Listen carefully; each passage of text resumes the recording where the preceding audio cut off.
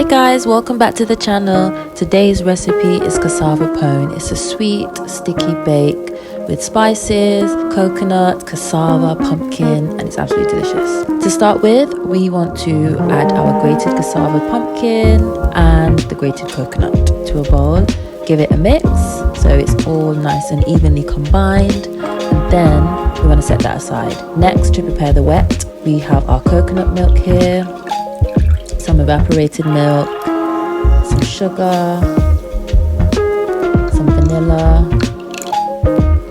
Give that a whisk until that's evenly combined.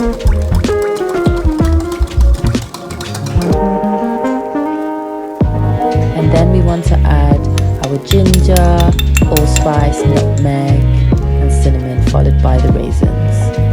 Add the butter and then give it a good whisk. Again, make sure everything's well incorporated. Once you've got all the wets done, you want to add all the wet ingredients to the grated vegetables. Give that a good mix again, and it should be like just a wet consistency.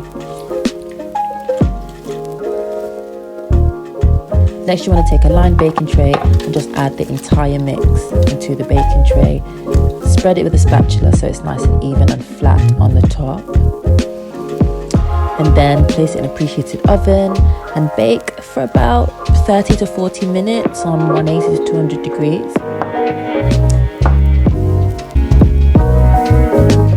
And that's it.